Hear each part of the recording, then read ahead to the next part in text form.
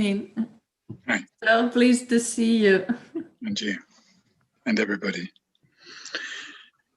Can I just check, is it going to be possible to have a discussion in pairs later, or do we have too many people? Or what? There is about 37 people right now. It should be possible then, if you've got the function. Okay, cool. Great. And we're waiting for Diana to start translation. We've got 5 minutes, no hurry. You just carry on talking without me. Just Thank you. Настя, ты по орг-вопросам еще что-то есть у нас? Важный момент. Следите за тем, чтобы микрофоны были выключены в течение занятия, потому что сильно отвлекает и учителя, и других участников, если вдруг у кого-то случайно включается микрофон. Про камеру я сказала. Мне кажется, общий спектр вопросов я, наверное, уже проговорила. Да, но давайте тогда чуть-чуть про модуль, буквально несколько минут, потому что основная информация будет у вас в рассылке, где можно будет более подробно почитать. А скажите, есть люди, которые впервые сейчас вот подключились к этому модулю, еще не проходили с нами ни одного модуля программы открытия буддизма, или в Питере, может быть, не проходили, то есть впервые на открытии буддизма? Есть ли кто-то? Помашите рукой. Или включите микрофон, лучше скажите. Если что, я выключил возможность включения микрофона сразу. Ну вот Оксана хочет Оксана, Мария. сказать. Да, это поднять руку, это очень хороший знак. Вот я Оксану пригласил. Оксана, у вас там окошко должно всплыть. Супер. Да, здравствуйте, я впервые, и лучше меня, наверное, не подключать, я немножко болею и могу внезапно закашлять. Всем привет. Могу заразить всех, да? Популярно это не ковид. Это хорошо, выздоравливайте. И Мария, давайте тогда я быстренько расскажу про... Мария, давай слово. Модуль. Да нет, тут вопрос именно просто, если те, кто впервые с этой программой, поэтому нужно сказать, что у нас программа, она такая глобальная, она состоит из 14 модулей. Особенность этой программы, что она является программой начального уровня из всех образовательных программ ФПМТ, и она позволяет получить общий обзор всего учения буддизма и составить себе такую схему с понятными полочками. И по мере уже дальнейшего продвижения можно эти полочки заполнять. Так что есть люди, которые проходят открытие буддизма 2 раза, 3 раза, и каждый раз есть еще чем наполнить эти полочки. Соответственно, дальше, если вы будете продвигаться в более глубокие программы, это базовые программы или дальше там, мастерская программа, то это будет тоже все очень полезно. По итогам модуля у нас будет каждое занятие, будет маленькие проверочные тесты, они просто помогают вам проверить, как вы выполняли домашнее задание, как вы слушали учителя на лекции. По итогам у нас в каждом домашнем задании у вас будет также медитации, которые нужно будет медитировать, тексты, которые читать. И по итогам модуля есть люди, которые хотят получить сертификат о прохождении модуля. Для этого нужно выполнить определенные рекомендации, то есть посещать лекции по возможности или их пересматривать, выполнять домашние задания. И также будет итоговый тест. Нет, в этом модуле у нас особенность. У нас есть возможность сдать экзамен учителю. Это будет очень интересно. Вот. Так что не пропустите, это будет на ретрите. Да, по-моему, Настя, у нас? Да, в день ретрита. И, друзья, у нас опять случается перенос даты ретрита, так как оказалось, что 20 февраля в этом году назначен рабочим днем. Это суббота, и это будет рабочая суббота, поэтому мы понимаем, что не все смогут присоединиться 20 февраля, поэтому в ближайшее время мы пришлем вам другую дату ретрита, чтобы это был выходной день. Удобно для всех. Да.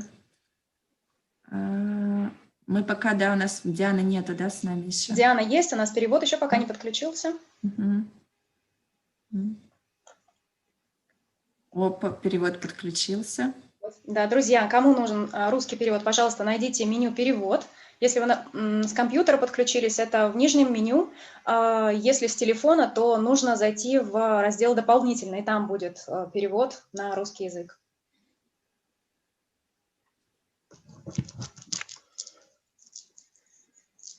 Dear Andy, so we can start. The simultaneous translation is on, so we are ready. I'm very happy to see you here with us.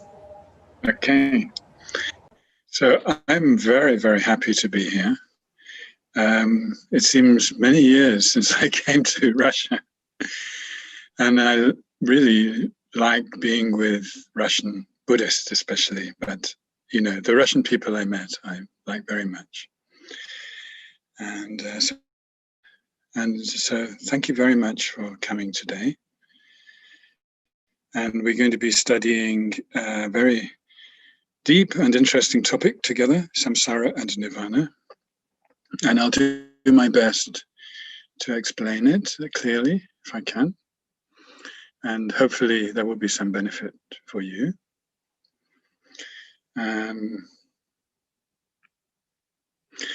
There's a few people here that I know, they're my good friends, but there's many people that I don't recognize.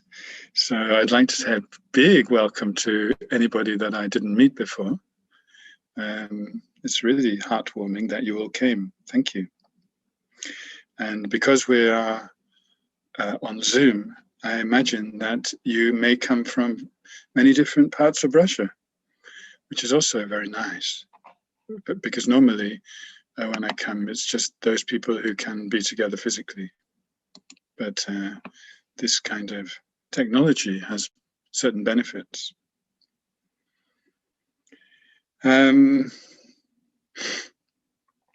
So each session that I lead, there will be some meditation, some talking, teaching, and also some discussion.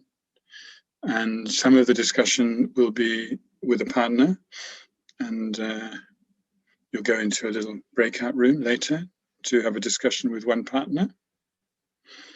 And then there will also be some group discussions. And we'll try and make sure that there's an opportunity to ask questions also. And then the final session on the 13th of February will be like a retreat.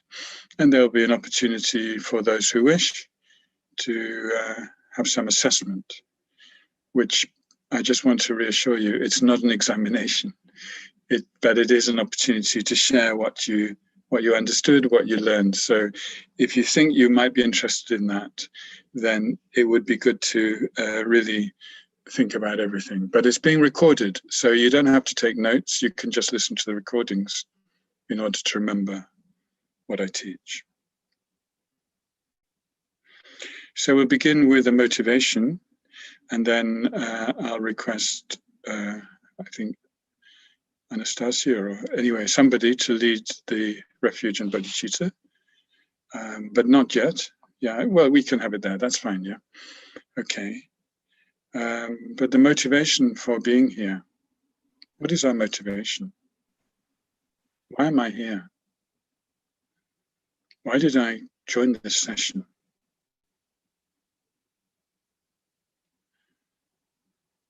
It's a very big question.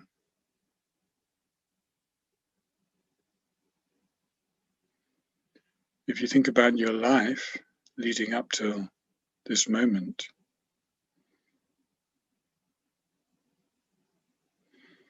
you can see many things that happened in your life which led to this moment of joining this session.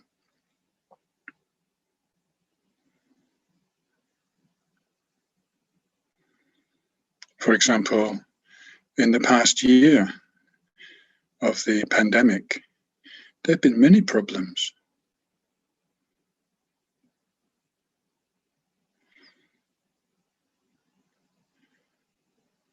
Sometimes we feel very isolated from others.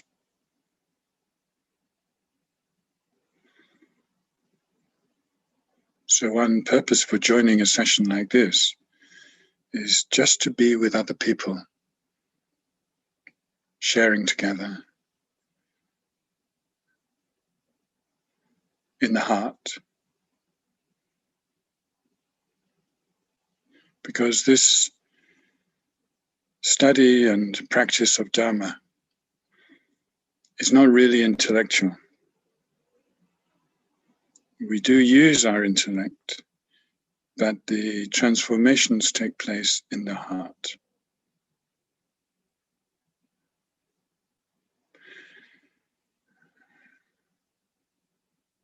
So bring your mind to your heart space now. This space is in the center of your chest, the same level as your heart. Give plenty of space, not tight, not too small, and just be there.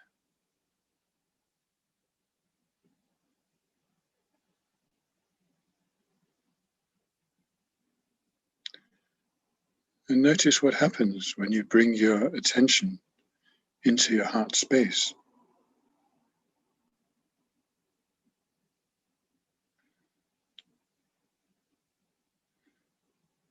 You feel some energies moving around there.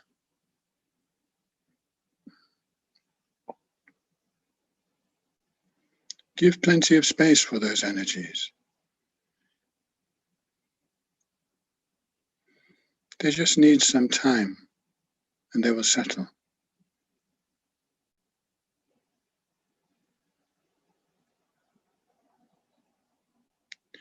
These are the energies of our emotions.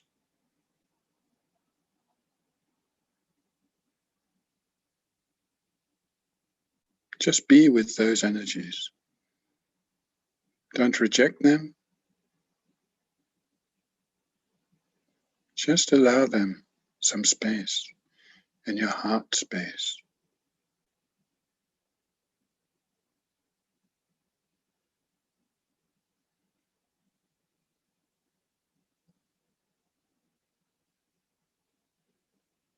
And now bring your mind again to the question, why am I here? But don't answer with words. Answer with feelings in your heart space.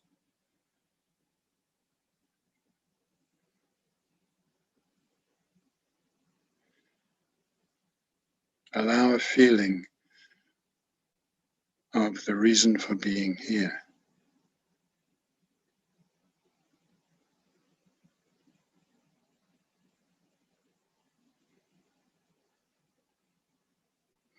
Maybe, first of all, to be kind to myself.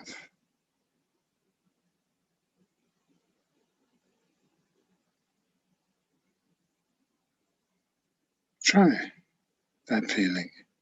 Is it comfortable in your heart space to be kind to myself?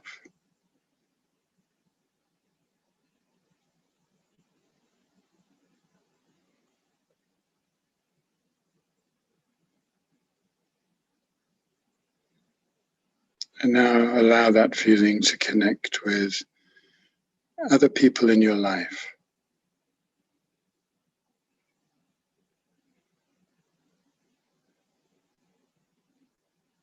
Maybe people you were with today, or people you will see later, or tomorrow.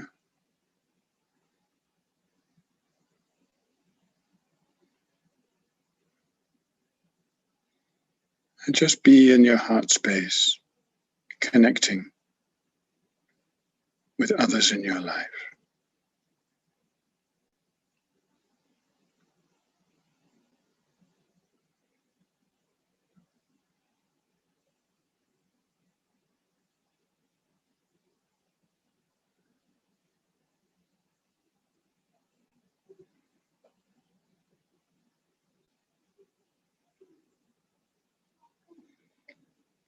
And gradually open your heart space wider and wider.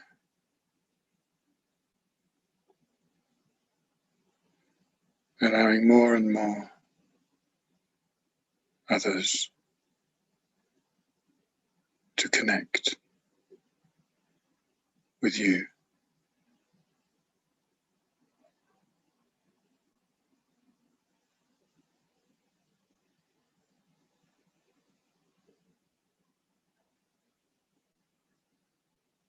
and be here now for everyone with whom you are connected.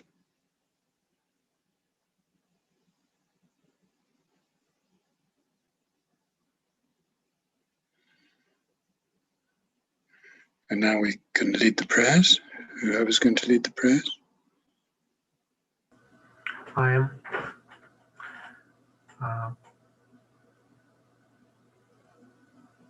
В Будде, Дхарме и Высшем Собрании ищу прибежище вплоть до просветления. Силы и заслуг от практики даяния других парамид достану я Буддой на благо всех существ. В Будде, Дхарме и Высшем Собрании ищу прибежище вплоть до просветления. Силы и заслуг от практики даяния и других парамид достану я Буддой на благо всех существ. В Будде, Дхарме и Высшем Собрании ищу прибежище вплоть до просветления. Силы и заслуг от практики даяния и других парамид достану я Буддой на благо всех существ. Should we do mandal offering? Yes. In Russian? Yeah. Эту умаченную благовониями и покрытую цветами землю, великую гору Меру, 4 континента, Солнце и Луну, я представляю как поле Будды, подношу, да насладятся все существа скитальцы жизнью в этой чистой земле. И Гуру Ратна Мандала Камирьятая. Okay, thank you.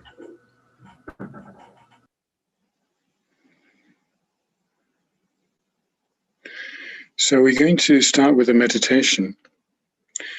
So you need to make yourself comfortable to meditate. If you're sitting on a chair or on a cushion, make sure that your bottom is very stable. Your legs are arranged in a stable way.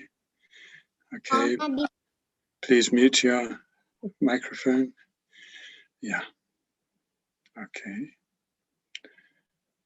So I'm going to begin with the posture, and then we'll go into a meditation on the Four Noble Truths. So beginning with the posture, bring your mind inside your body to the bottom of your spine, where you are on your seat.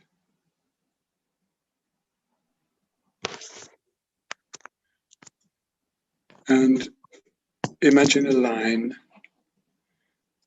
from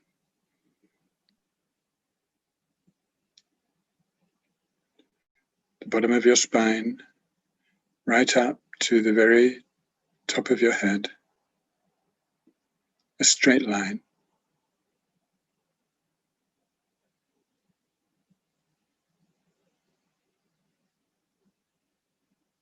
And center yourself on this line.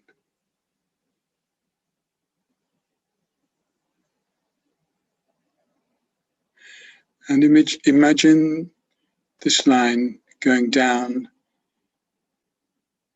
through your seat, through the floor, through the building, into the earth beneath.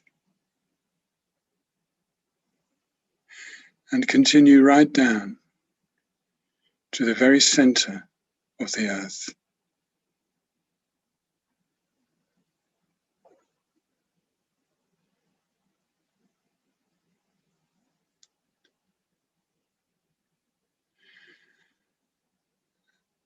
And we are all seated in different places, but our imaginary lines all meet at the center of the earth.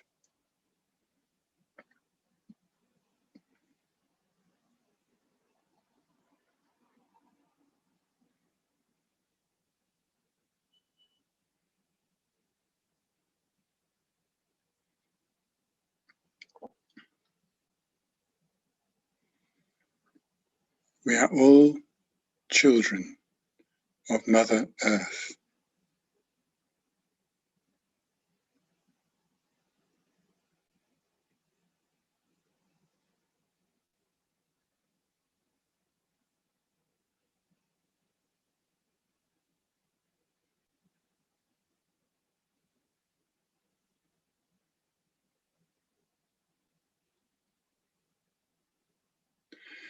And now come up this line from the center of the earth, back through your body, and this time continue upwards through the ceiling of your room, right through the top of your building, right through the clouds above, right into the sky.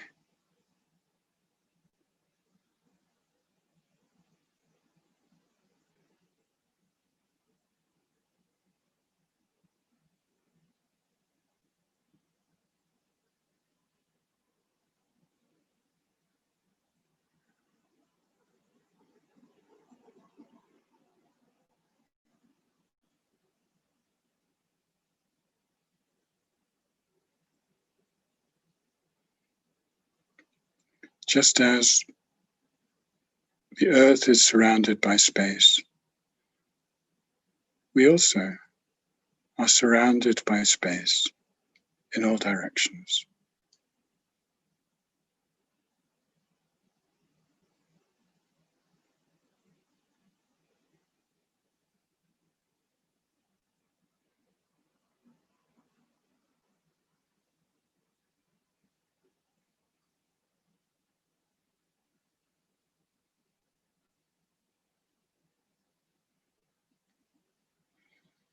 Now bring your mind back inside your body, back into your heart space,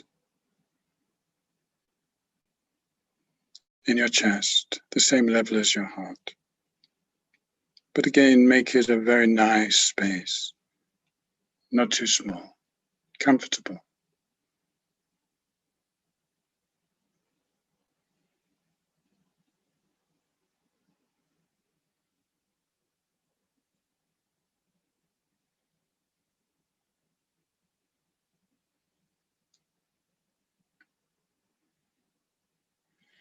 And recognize that in this space, we sometimes feel pain.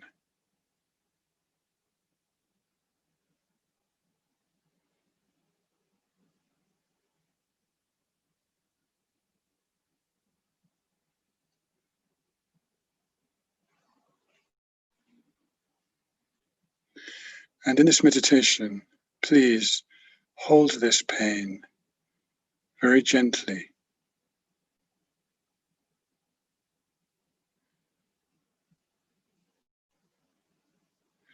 As if you are holding a sick child, gently.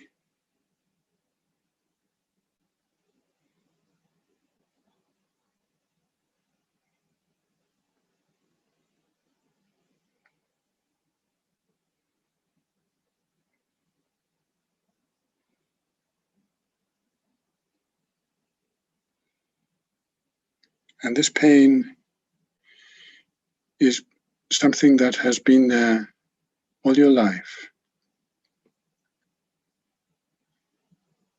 Sometimes it's very strong. Other times it almost disappears.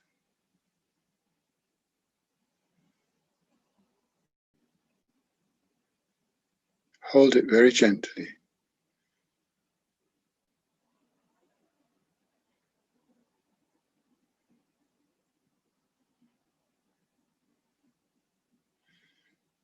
Make a determination.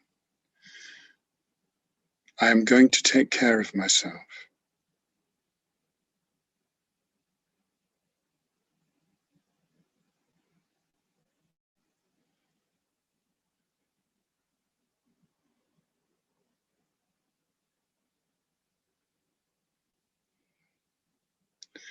And of course, this pain becomes associated with particular events,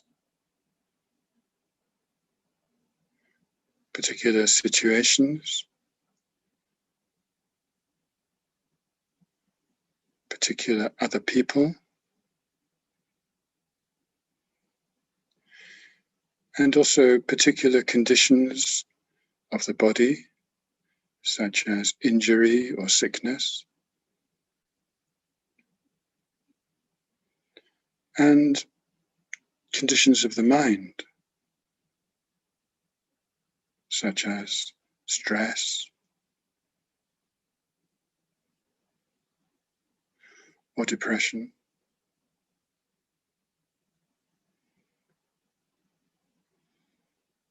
anxiety,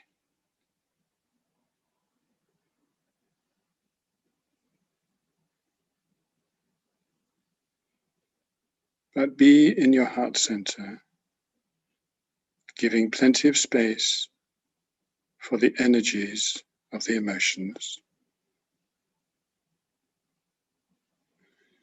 and holding your pain,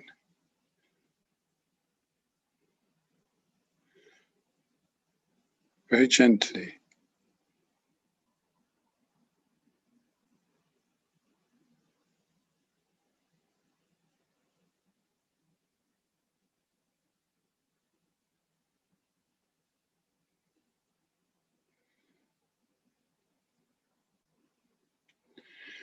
And at this point, the most important thing is to recognize that this pain exists.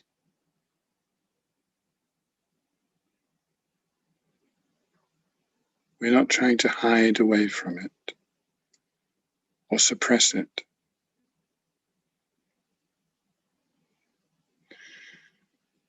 We're not trying to distract ourselves. We're holding it gently.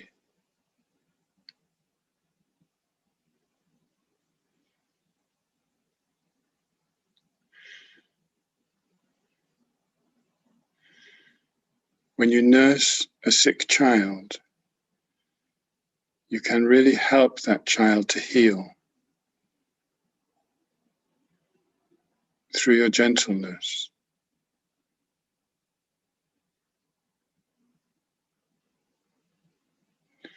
If you become angry or impatient, you probably make things worse.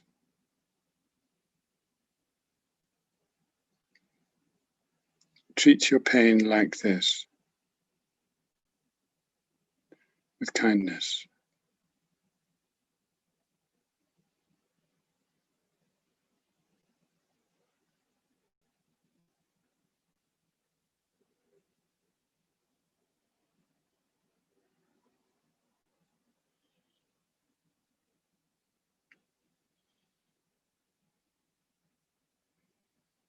And recognizing it is the first step. We call it the first noble truth. Because it exists, and we recognize it to exist.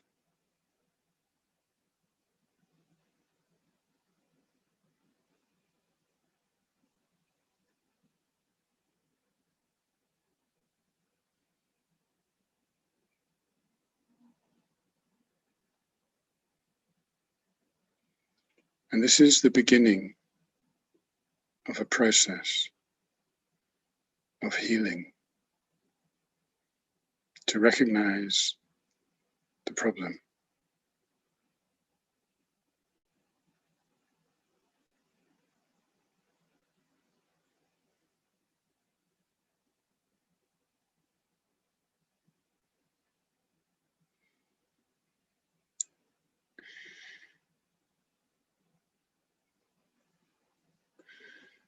But as with a sickness, we need to diagnose the problem.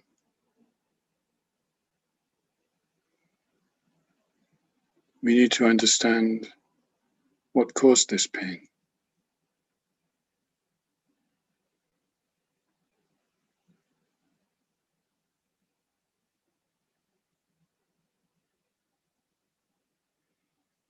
And if we go a long way back,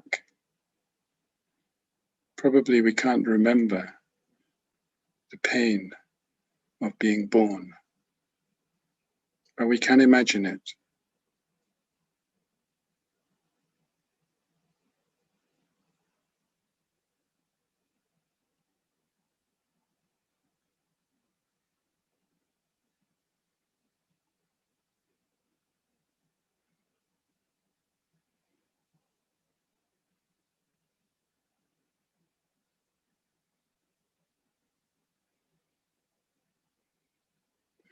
Why did we have such pain? Of course, we can say immediate reasons to do with biology and the difficulty of being born. But not all births are painful.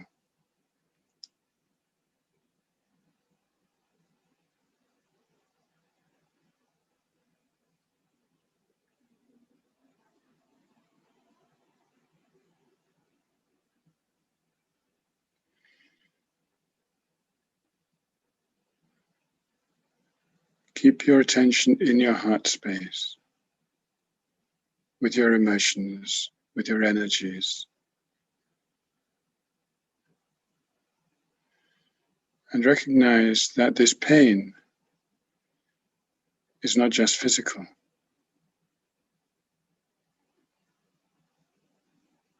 Even physical pain can be more or less difficult according to how our mind relates with it.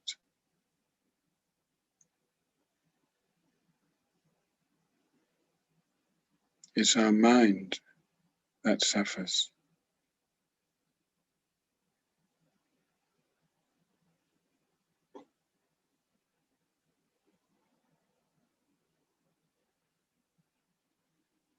And the causes of our suffering come with our mind.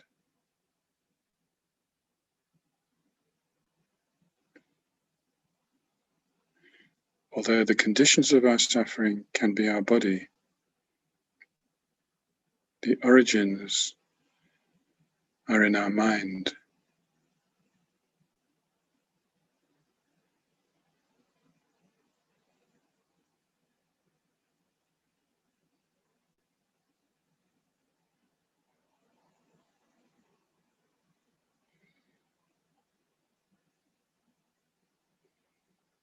And it's taught that the deepest cause of our suffering is grasping at self, at me.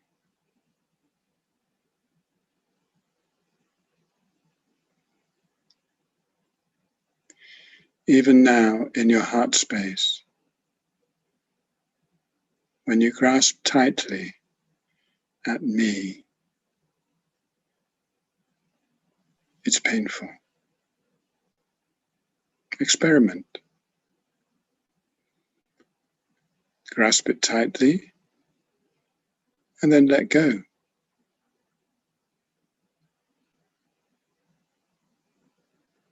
Feel the difference.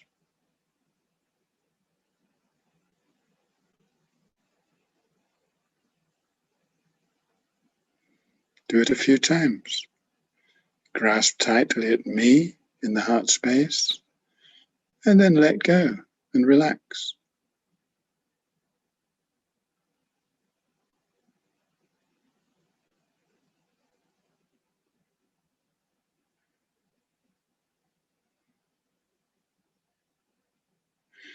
And when we grasp tightly at me, it's easy to become angry, to become greedy,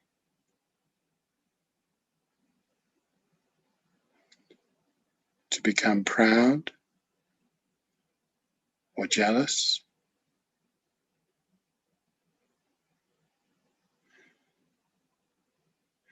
to become mean, not sharing with others.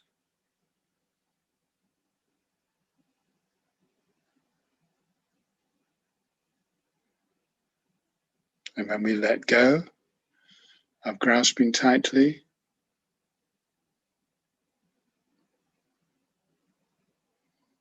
it's much easier to feel love, generosity,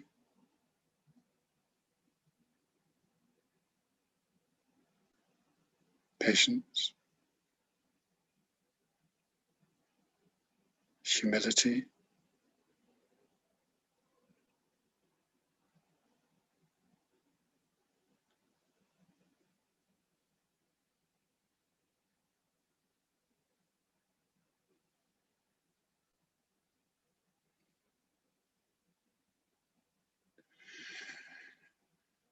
And when we grasp tightly at self, at me, and then we do things with our body or our speech towards others, we can harm them.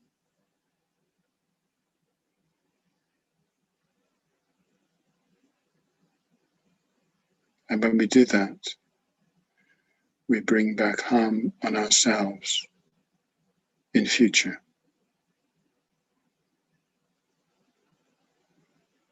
This process is called karma and its results.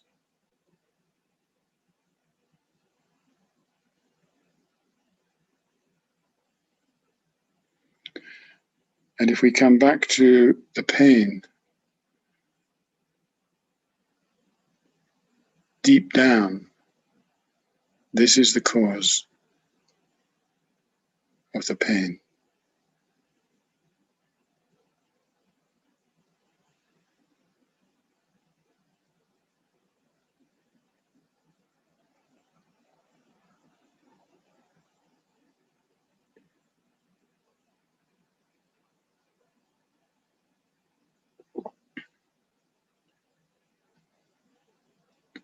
But when you understand this, it's much easier to begin the process of healing.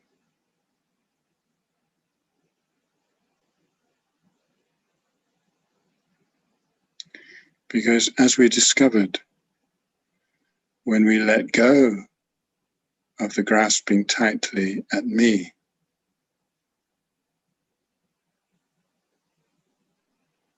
we feel better already.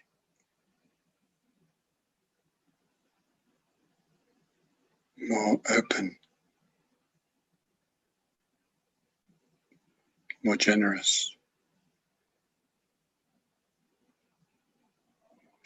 more comfortable towards ourselves and others.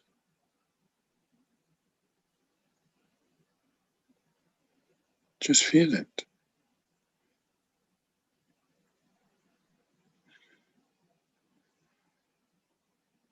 I'm not making this up. You can feel it.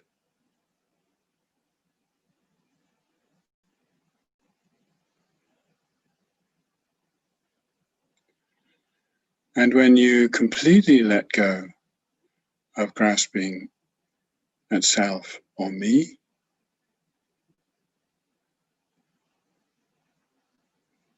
you will be free.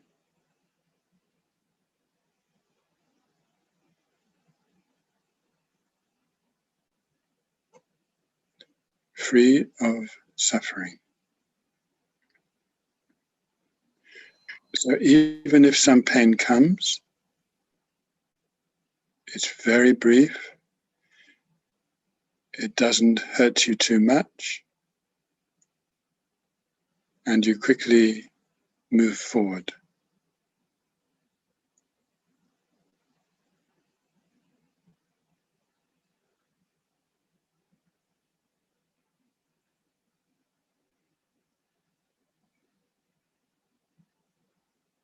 In general, we can say that suffering and the causes of suffering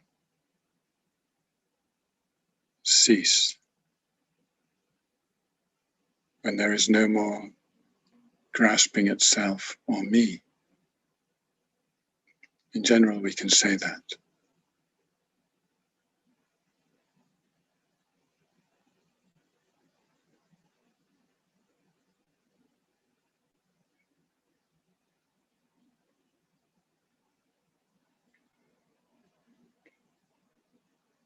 When they cease, it feels like space, like the sky, endless freedom.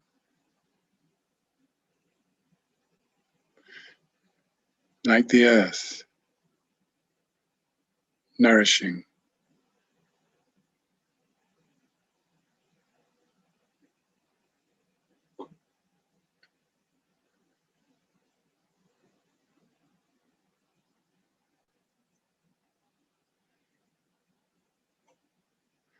we feel comfortable with ourselves, with our surroundings, and with others. Even if they are difficult.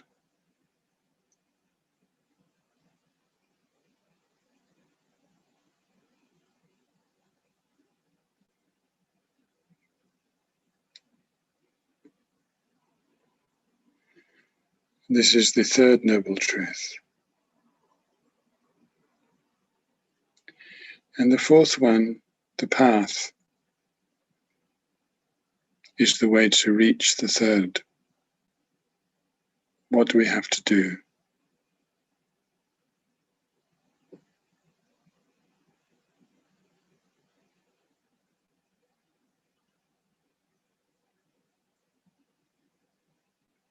How should we change our ways of thinking, our ways of acting?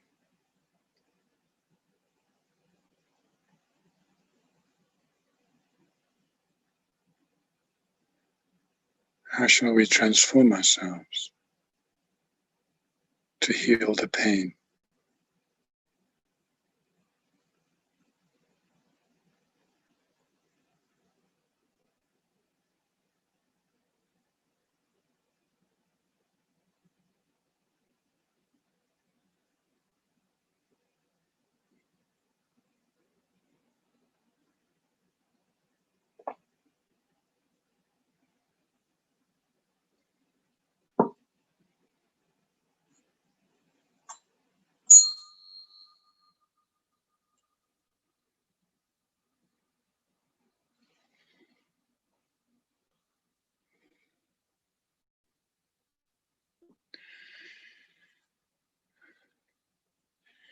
So we'll have a little pause. We finish the meditation. Maybe somebody would like to say something, share something, or ask a question. Maybe if you put your hand up, then one of the hosts can invite you to speak, unmute yourself. And maybe Diana can translate for me if somebody wants to share something.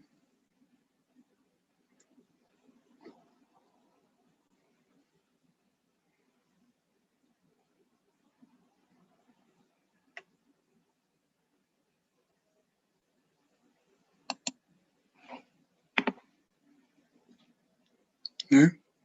That's okay. It's not necessary. It's just an opportunity if you would like to.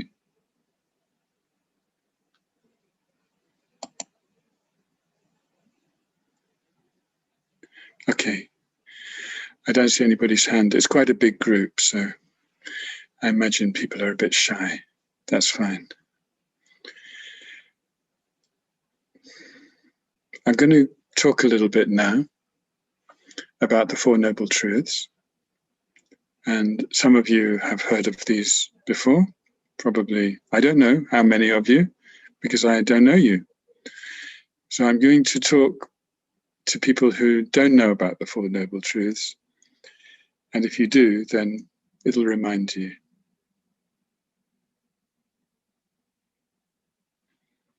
So we give them the names, first of all. And the first noble truth is called the truth of suffering. The truth of suffering. I think there's a difference between pain and suffering.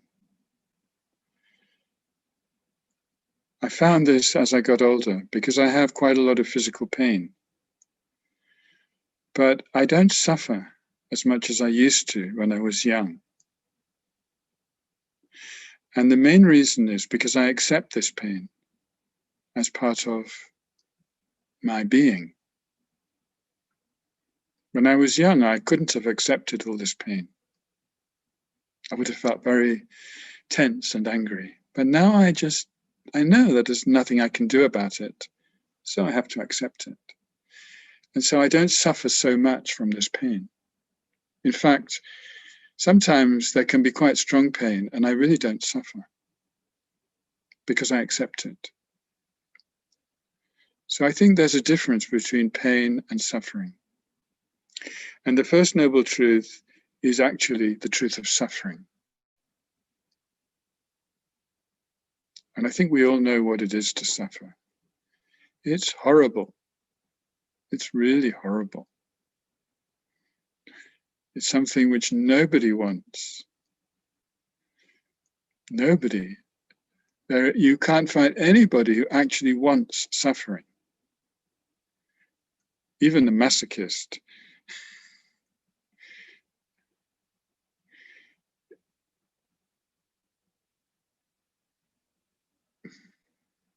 They might derive some kind of pleasure from pain in some way, but they don't want to suffer. They actually want to be happy.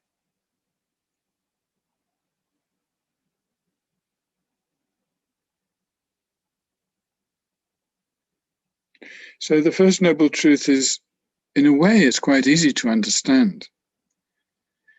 But there is also a problem, which is that we try to avoid it. We try to avoid looking at it because we don't like it. It's unbearable. But until we look at the problem, there's no way we can solve it. It's like when you're sick. If you don't get a diagnosis, it may just carry on. If you get a diagnosis, then you can find some medicine and take it, and then you will get better. It's the same. So first you have to acknowledge the problem. And this applies also to psychological issues. It applies to everything. It applies to social issues. You think about society, or think about the environment and the ecology. Think about the climate crisis. Think about anything that is a problem or a source of suffering. And if we look away and deny that it exists, there's no way that we can cure it. So this first noble truth, which was at the beginning of the Buddha's teaching, is about being realistic, about being honest about what is happening in our life in general. And that is very important. It's not about a fantasy or some kind of fabricated belief system. It's simply about looking at what exists.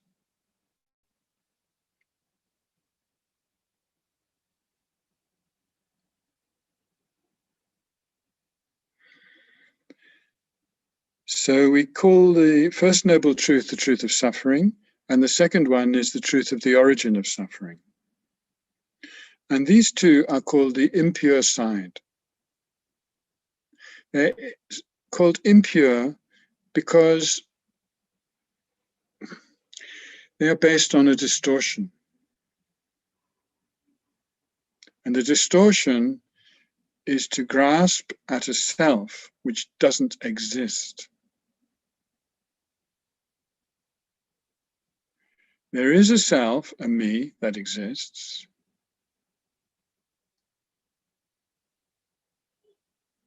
You could say, I am talking, or in your case, I am listening. That is true, that exists. But in that case, the I is just a label. If one person says I, for instance, my case, if I say I, it refers to this one here. And I could say, I am talking. But if you say I, it refers to that one there. I'm speaking from my point of view. And you would say, I am listening. So therefore, there is no absolute I. It's just relative to who is speaking. It's a relativity. At an absolute level, there is no I. But at a relative level, we can label I or me on this person here. And then we're looking at a Zoom screen with many pictures. All the others are they or you. Only this one here is I or me. But each person identifies a different one as I or me. And this shows it's relative. There's no absolute I or me. So the origin of suffering is the mistake of thinking there is an absolute I or me.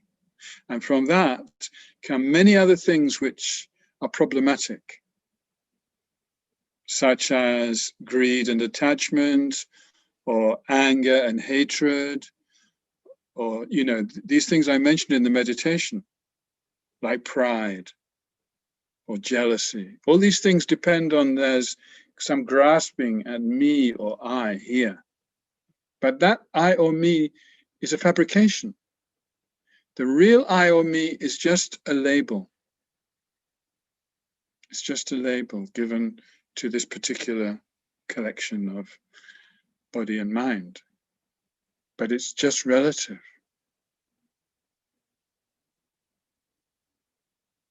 I think this is really easy to understand intellectually. But to understand it deeply, intuitively, in the heart, that is difficult. Because we have a deep instinct, probably hardwired in our brain, biologically, to grasp at me. You know, there's some fight or flight syndrome that comes from biology. That is our biology, to think like that, like all the animals that we evolved from. They thought like that. They think like that to protect their life from predators and so forth. But that is a kind of fabrication, that real me that we grasp at. The truth is, it's just relative. And to move into the pure side, which is the third and fourth noble truths, we need to recognize that. We need to let go of that grasping at self or me. And then, in the end, there will be what's the third truth is the truth of cessation. The truth of cessation. When all of that is completely finished. Now, that takes time. It takes practice. It's not easy. As I said, it's not just an intellectual thing. It's a process of inner transformation to realize that, to change our orientation on who we are and everything, actually. And so that is why the fourth noble truth, which is the path, is really what we need to practice. The path to the cessation.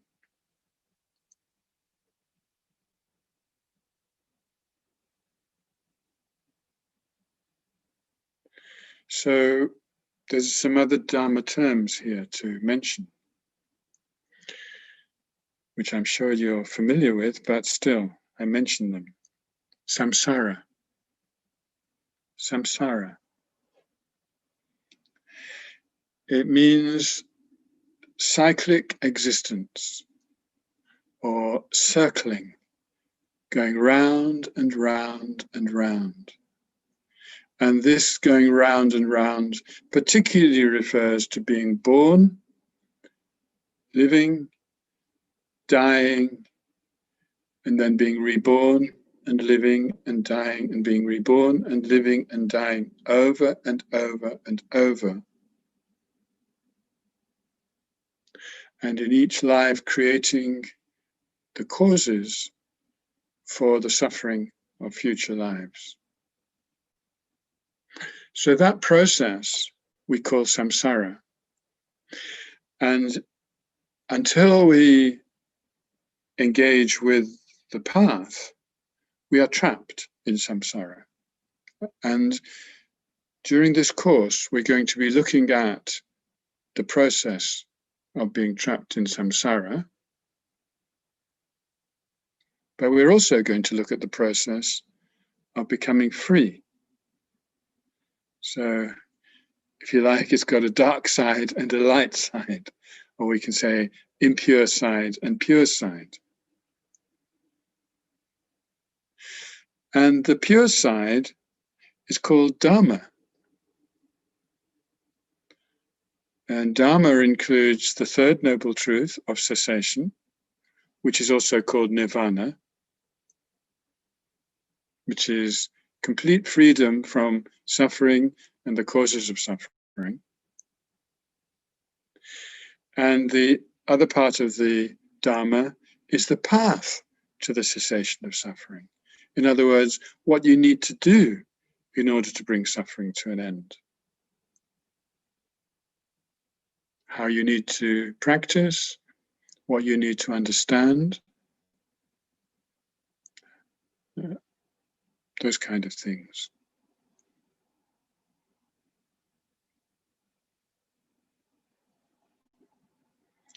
So we can also say, on the one hand, we have samsara, and on the other hand, we have nirvana.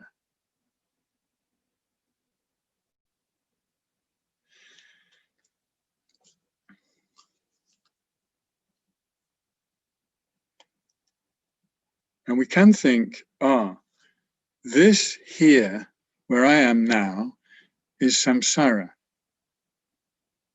because I'm suffering, and because everybody around me is suffering. So it seems like samsara is a place or a situation or a set of circumstances. It can seem that way. And if that were true, then nirvana must be somewhere else.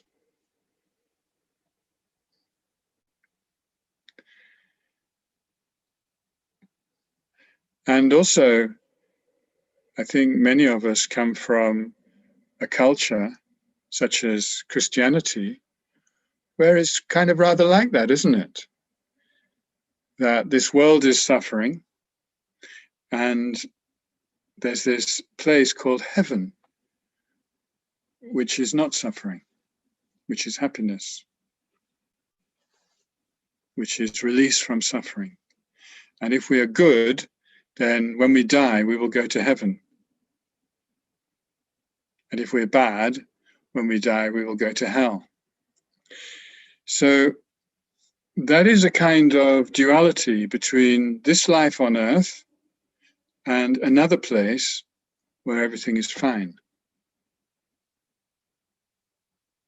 And so it's not surprising, because many of us, I don't say everybody, many of us grew up in that kind of culture, that we could see samsara and nirvana as two different places. But that is not the case. Both samsara and nirvana are right here. Right here. It just depends on our perspective, our consciousness. We can say it depends on whether our consciousness is afflicted or free from affliction. And when we say afflicted, it's referring to certain kinds of destructive emotions, which are all rooted in grasping at self. That is what affliction means.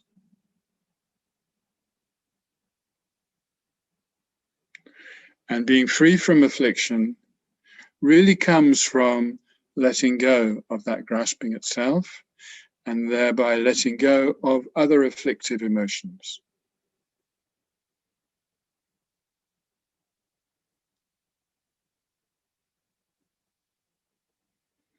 And so that's the difference between samsara and nirvana. It really rooted in how we understand ourselves and our situation, but first of all, ourselves, this person here. What is this person?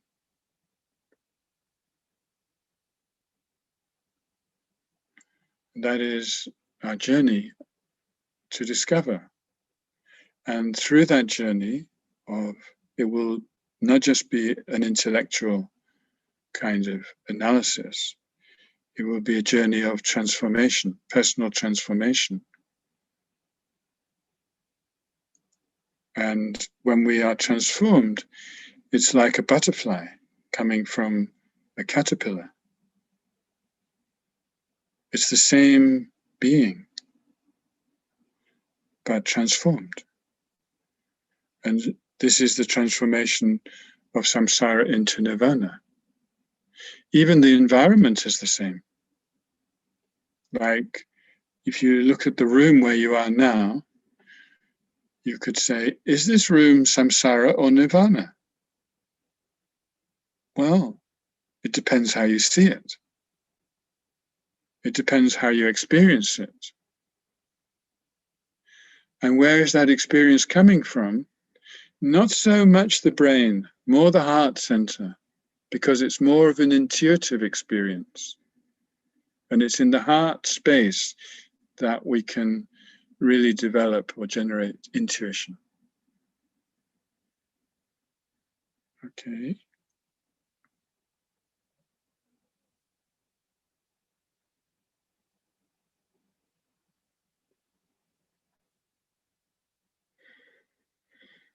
I'll just say one more thing, and then I'll invite you to go and discuss these things with a partner.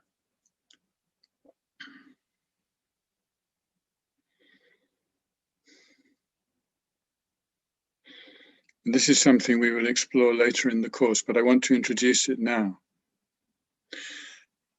And what I want to introduce is that nirvana, or cessation, is already present. And it is uncreated. It is unproduced. It does not depend on causes. It's actually the state of reality. Or we could say it's the truth of how things actually are. And that is a big thing to say, and it's kind of profound. And we will explore it more and more in this course, because otherwise Nirvana or the truth of cessation don't really make sense.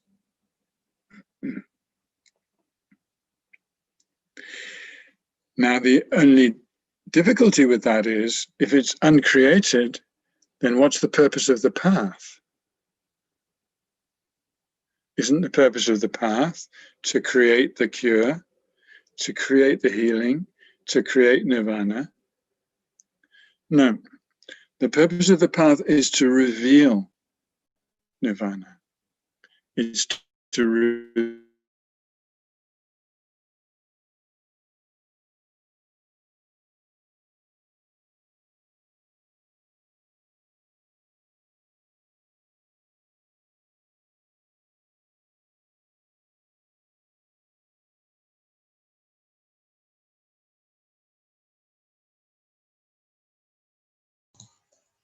Andy, I'm sorry, we can't hear you right now. It seems your connection is lost.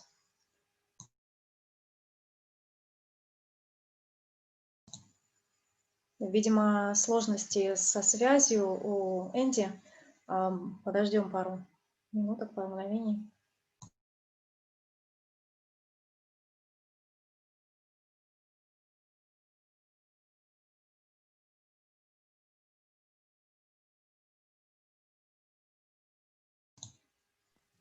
Да, сейчас. Окей. It's quite funny, isn't it? Externally, the problem is my internet connection. But when those things happen, it's often at this kind of moment when I just spoken about something like cessation and then disappear. It's very funny. Okay. I talked a lot. I led you in the meditation. I now talked about the Four Noble Truths. Now it's your turn to talk with a partner. And this is the topic for your discussion with your partner, for which you have 15 minutes together in a breakout room. Hopefully it will work for everybody to arrive in their breakout room. Sometimes it's a bit tricky, I know from experience with Zoom, but hopefully everybody will arrive with a partner to have a discussion. And the subject is how I experience samsara. How I experience samsara. Maybe the host can put that in Russian in the broadcast when they go to the rooms. But I think it's very simple. How I experience samsara. Okay. So, would you like to send people to the breakouts? And call them back in 15 minutes. Of course, I won't join. So you have to make sure that if you put me in a room, which you have, you need to put 3 people in that room.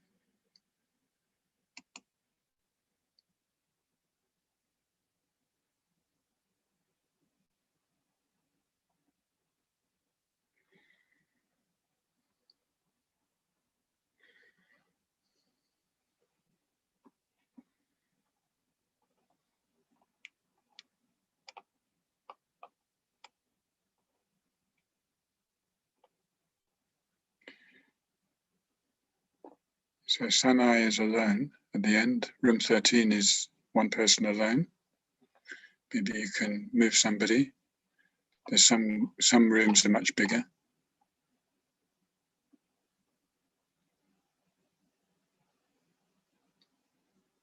And there's quite a few people who didn't go anywhere. Oh, slowly they're going. Yeah.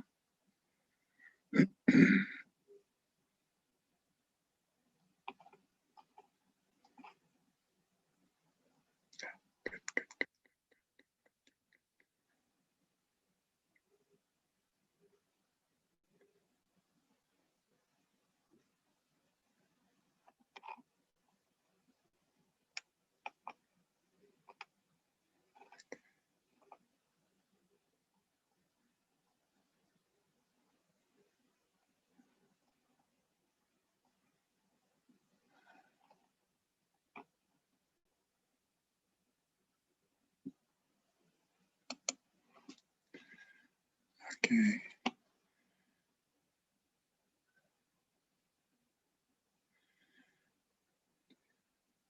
Is Lilia meant to join the room? Ah. Max left. Oh. Or maybe not. Oh, well. Maybe Lilia's not there.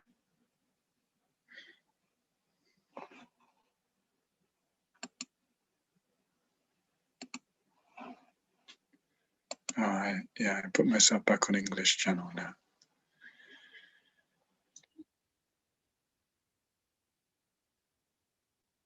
Yeah, I see. Well, you've got 10 minutes if you want to. I don't mind. It's up to you. What happened with are you supposed to be in a room with Lilia?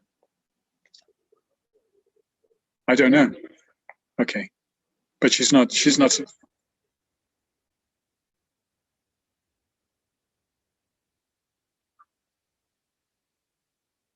Oh, yeah. No, maybe not. Also, you need a little rest, I think.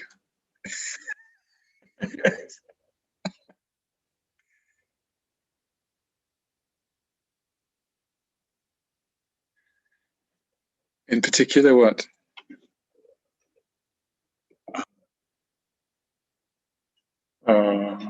I'm so sorry. Yeah. Well, I think many people in the world are experiencing that now. Especially around here. Yeah. I mean, most people I meet are quite tense.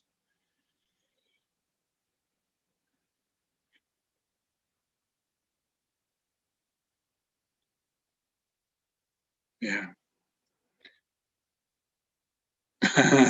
Yeah.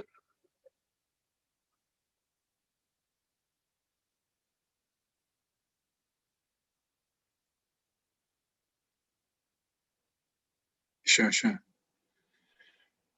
Yeah. I think we have to let go of that and move together. But of course, it's scary also because we're going into the darkness in some ways, collectively.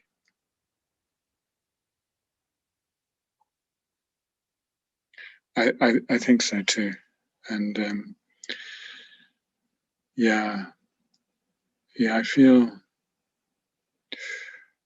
oh, I don't know. I can't say really, but I feel quite strong. That's one thing. I feel quite strong. Yeah, I feel it. Yeah. Right. Yeah. Something's happened. Yeah, that's true. Yeah, I've been through a lot, actually. It's true. Yeah. Now I have arthritis. You know arthritis? Yeah. So I had it for 20 years now, and it's getting worse all the time. So, sometimes I feel a lot of pain in different parts of my body. So I take some things to help, and I do exercises, and I go for walks, and I take care of my diet, all those things. But still, it's there, and it gradually gets worse. It's just a condition. You can't help. You can't do anything. Even the doctors tell you that. Exactly.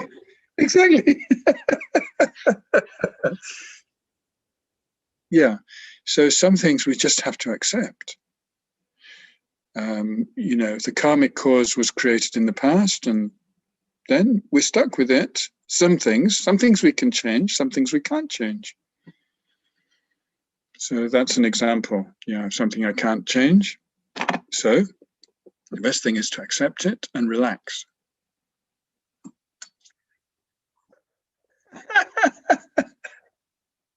It works.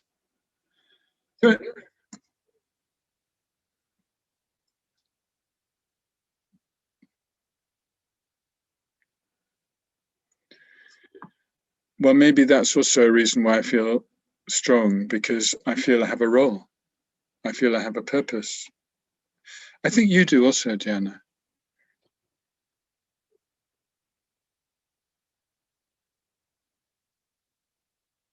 Right. Yeah.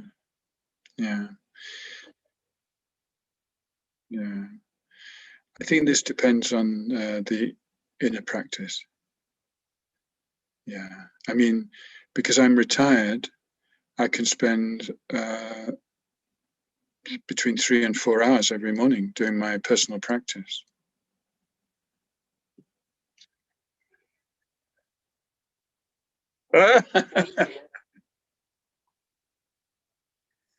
Right. Yeah.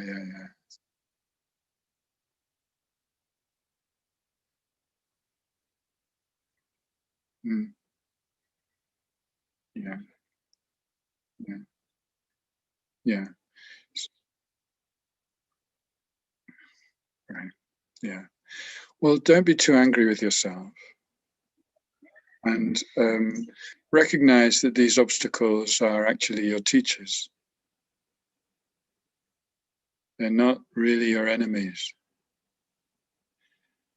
They're an opportunity, to learn, to transcend, to transform. If you didn't have any obstacles, you wouldn't have anything to work on. You need some raw material for transformation. And that is your raw material. And then also you need time, because it takes a long time.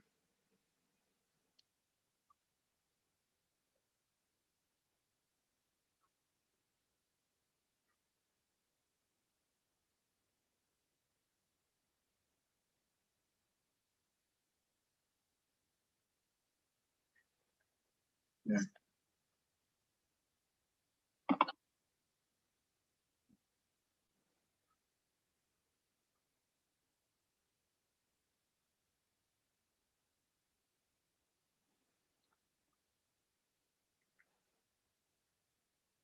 Yeah, but just to the side of you, there's something beautiful which is red and yellow.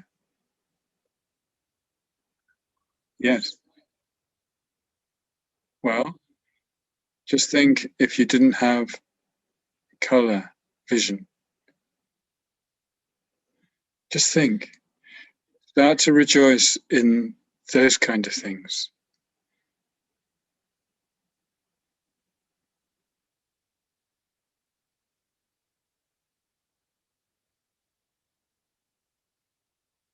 Yeah.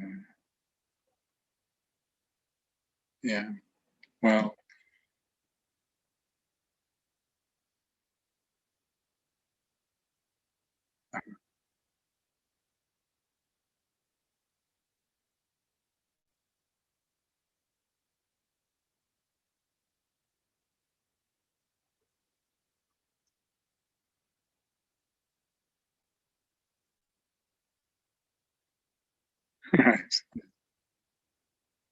no, it's not. No.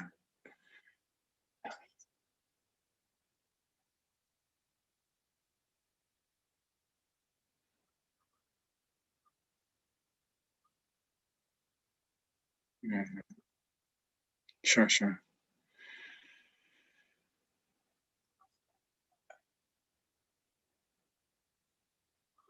Yeah.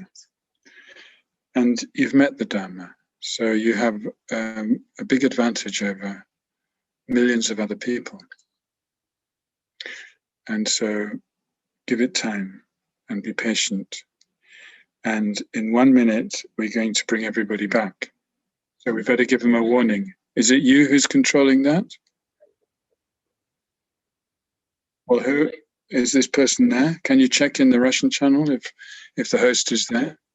Thank you.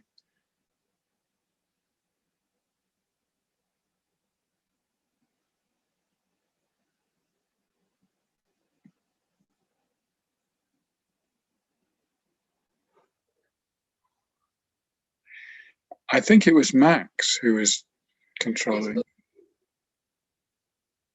Well, he knows the timing. I mean, I won't freak out if they stay longer, but I mean, they're probably having a good discussion, which is the main point. But yeah, I mean, I put it down for group discussion now on the question, is Nirvana possible? Which is quite a difficult question. And everybody, the whole group. I don't know if it's going to work, actually. The group's so big. We'll see.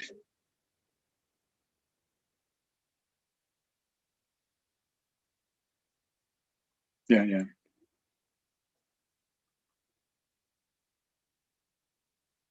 Ah,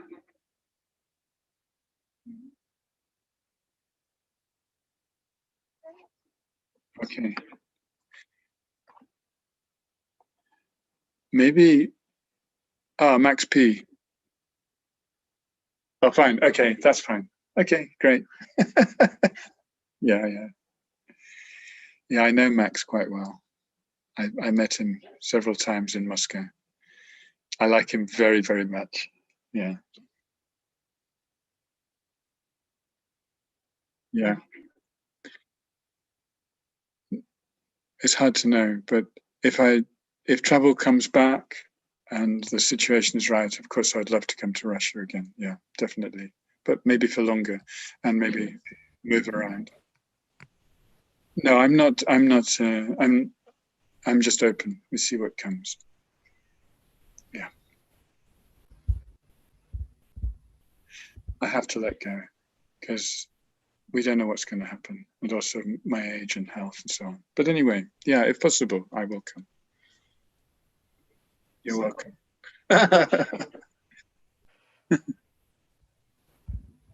Great. Okay, that's fine.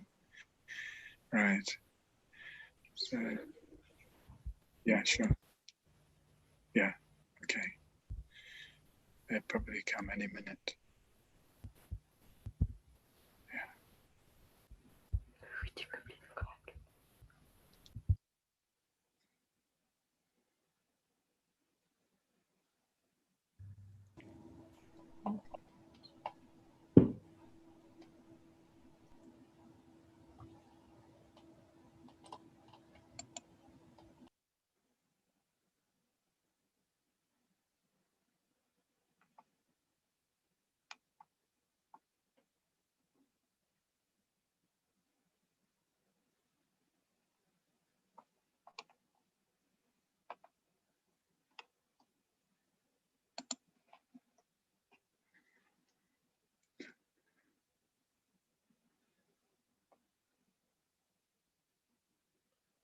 Okay, 1 minute.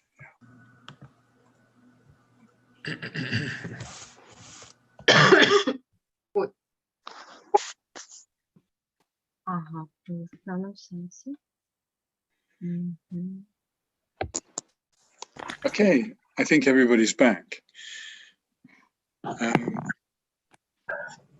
So I would like to ask a question to you as the group, and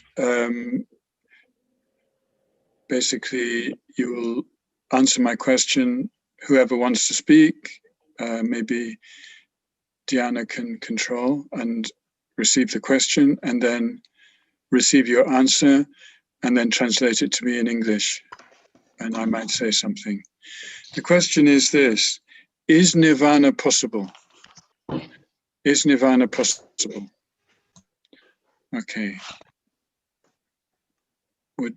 You just have to say, put your hand up, and you would like to answer, and then you have an opportunity to speak in to everybody listening in Russian, and then Diana will interpret to me in English, and I will then hear what you said.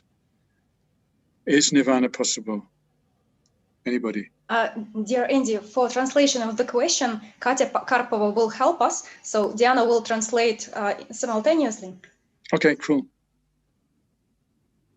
А потом сложно будет с записью, так что лучше оставаться в этом же режиме.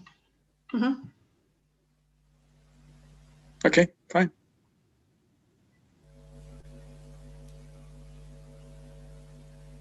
Динара? Я могу говорить по-русски, да?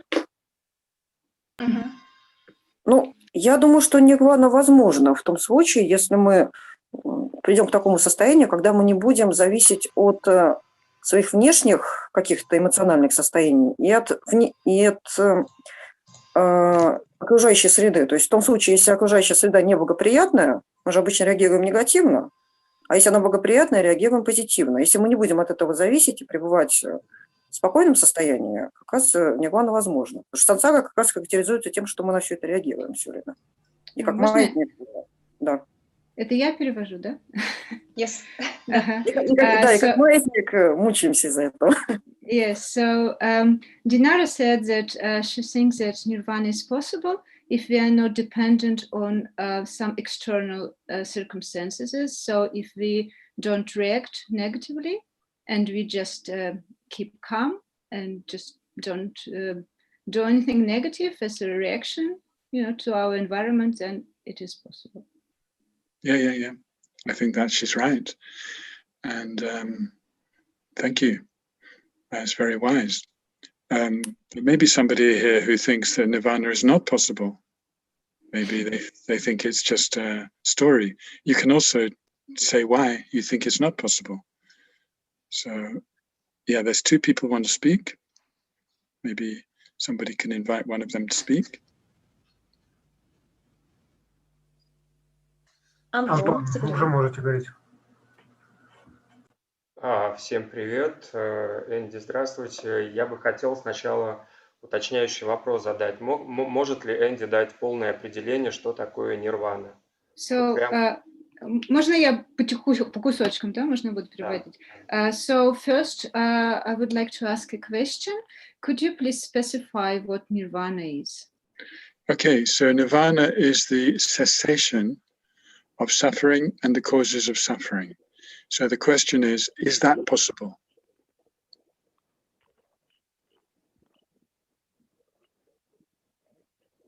Да, тогда если это освобождение от причин страданий, в момент, когда человек медитирует, и у него есть полное ощущение, не цепляющееся за эго, желание всем живым существам освободиться от страданий, причин страданий и чувствовать некий порыв искренний, это есть часть, грубо говоря, нирваны, или это вообще не про это?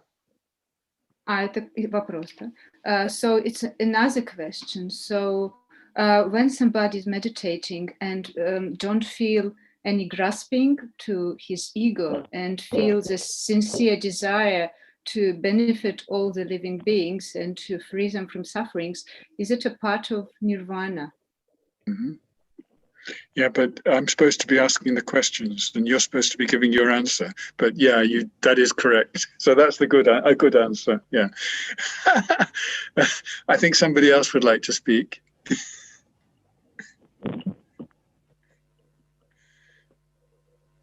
Yeah, good evening. I would say that for me personally, Nirvana is something that has different degrees. Like it's a thing with the degrees. And like from my personal perspective, I can feel like the first like steps on the whole path. Yes. And you know, if I'm on the stairs already, and if I'm feeling the steps that I'm right now, like that I had and that I'm right now at, then most probably there are more steps, and yes. I like believe that there are other steps that still exist, and that's not like my illusion. Yeah. That's a really nice answer. I completely agree. Actually, Nirvana doesn't have degrees, but the path has degrees. And on the path, we gradually get closer to Nirvana. And yeah, the analogy of the steps is very useful. Thank you, Anastasia. Very nice. Yeah, I agree. Yeah. Somebody else? Элеонора? Yeah.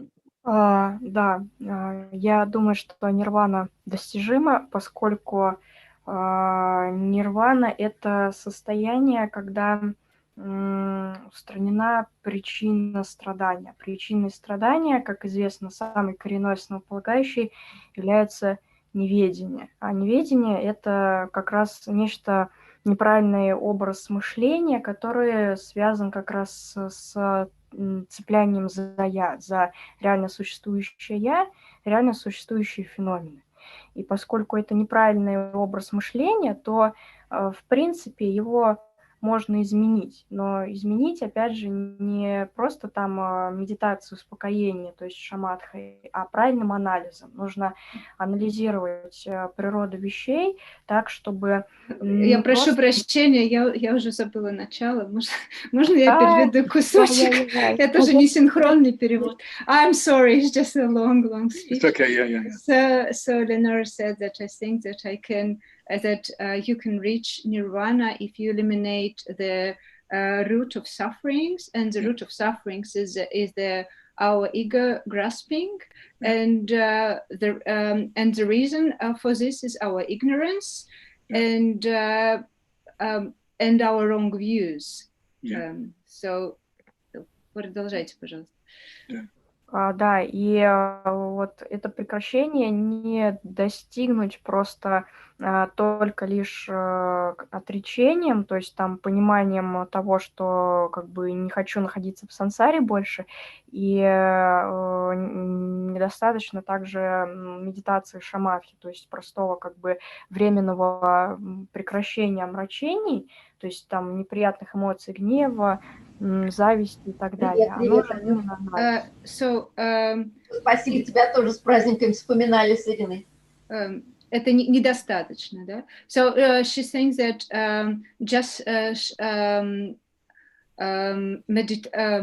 just a moment. Just thinking, oh, I don't want to be in Sansara any longer. And meditations like shamatha meditation is not enough to reach Nirvana. That's true. Very good. Yeah, is that it? Еще что-то? Okay, thank you, Eleanor. Very nice. Very good answer. Yeah. Wow. Yeah. Anybody who doesn't think Nirvana is possible, that would be very interesting to hear.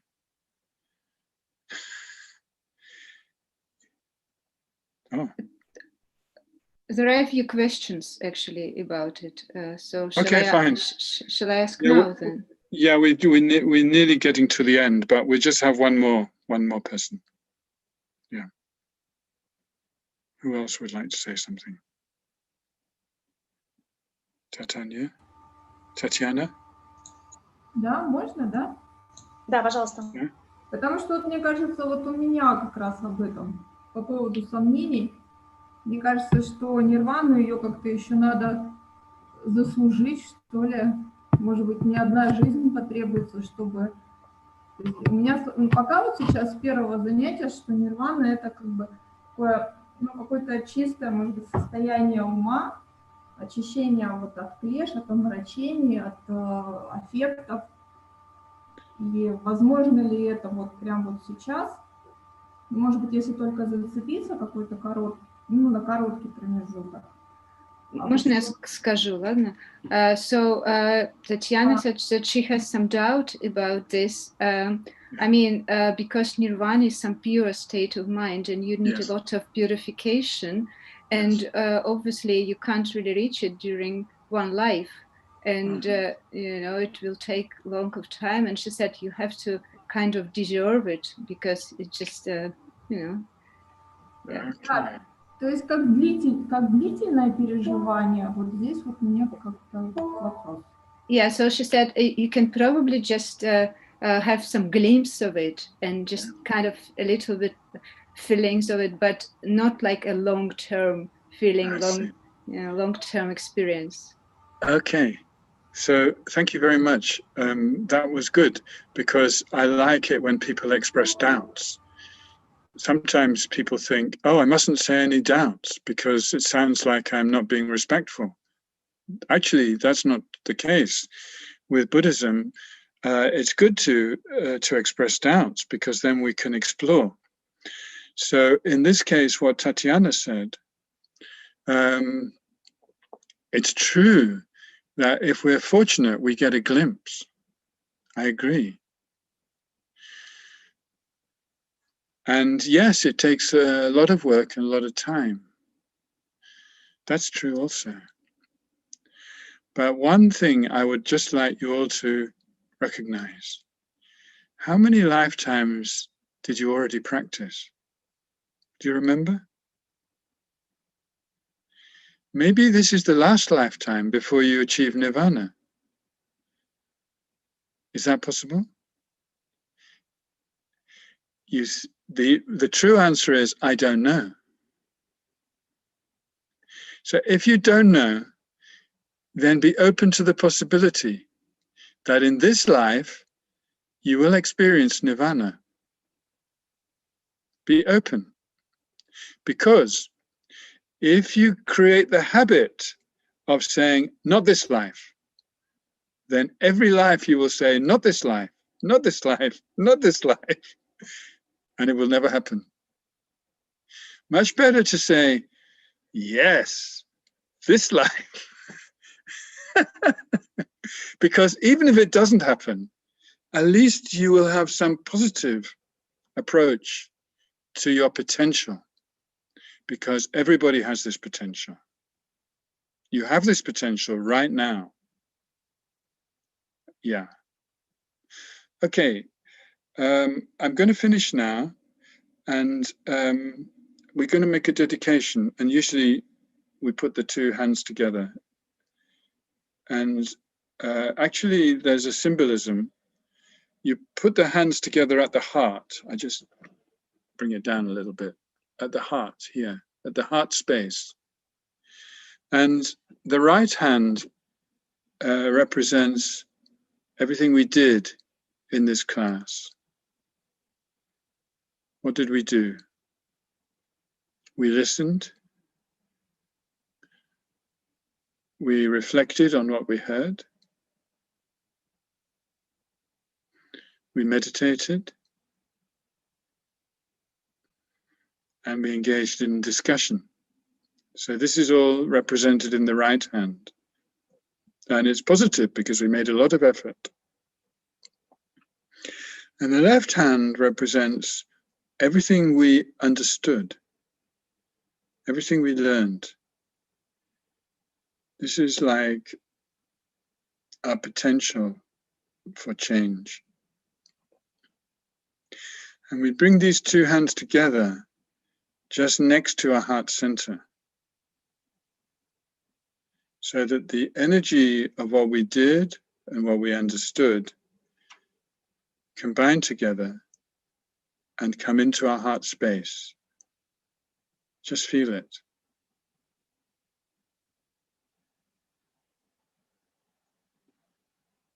Can you feel it in your heart space now? It came from your hands into your heart space. And now, from your heart space, like a big light, like the sun, you send out the light to all beings everywhere, especially those beings around you in your life and in your place.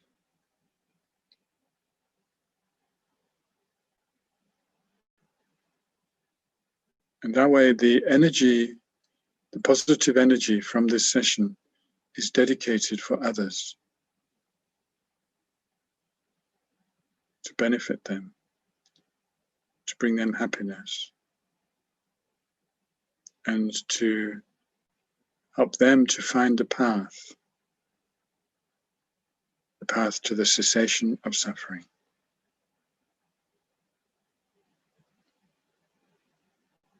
Make this your dedication.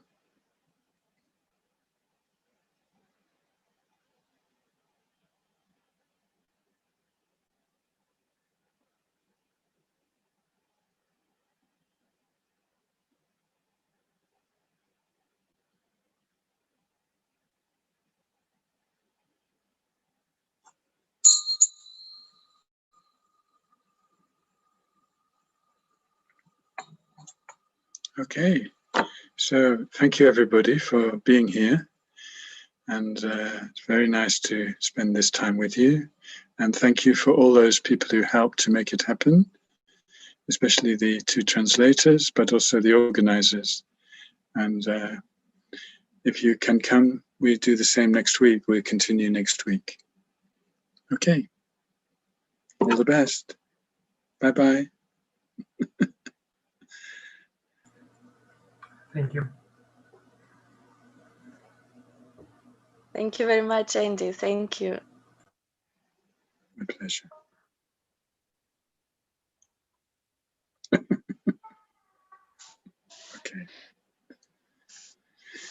Bye.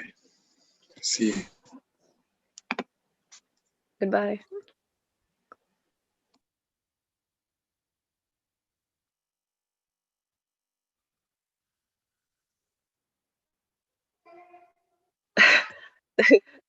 Полдесятого у нас заканчивается занятие после модуля «Мудрость постижения пустоты». Это даже как-то необычно.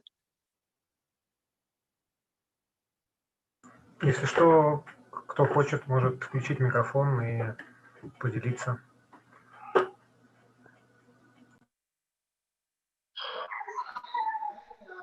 А так и запланировано, да, что будет всегда 9:30 заканчиваться?